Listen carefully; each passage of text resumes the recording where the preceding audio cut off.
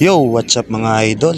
Dahil nga gumanda na yung panahon, nandito na naman tayo sa ating trabaho as waterproofing. Dito pa rin yan sa Santo Tomas, Batangas City mga idol. Kaya habang tinitira ng kasamahan ko yung mga kantuhan dito sa Greenwich na to, ako na rin yung tumira dito sa pinaka main floor o sa gitna mga idol. Kaya nilagyan ko na yan ng polyurethane at syempre nilatagan ng mace. At isi-second coating natin yan mga idol. So, back to work na tayo mga idol kasi nga gumanda na yung panahon. At dito mga idol, makapag-exercise na naman tayo dito sa taas ng bubong mga idol.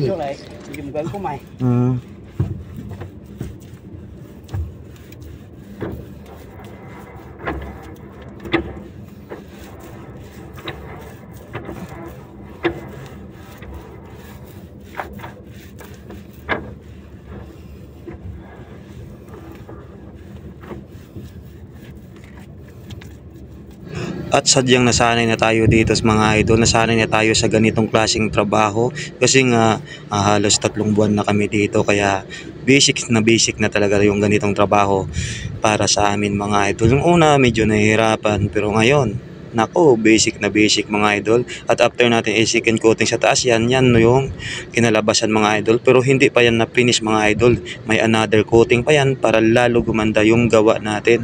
At pagdating ng 11:30, siyempre lunch time na mga idol. Ito sa bubong. Lalo may keri-keri Oh, lunch break. Nandito pa rin ang Team Aklan sa FPIP Batangas. Mga idol, magdala lang tayo ng plato dito sa taas ng bubong para nakakapagod din kasi akyat baba.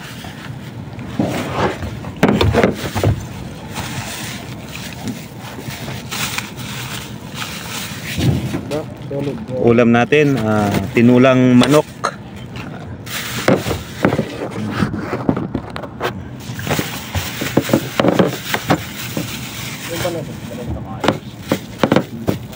Tara, lunch.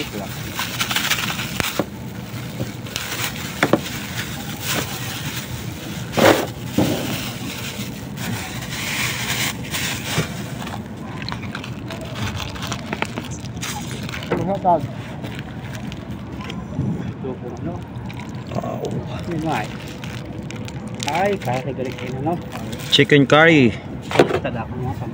Tawang tinulang manok sa sabaw.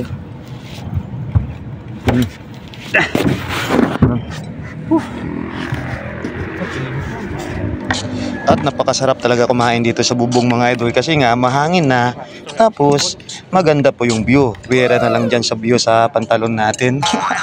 Ayan, puro may tinahian na kasi nga butas, pero okay lang yung mga idol. Sinusuotan natin yan kapag nagtatrabaho tayo. Thank you mga idol.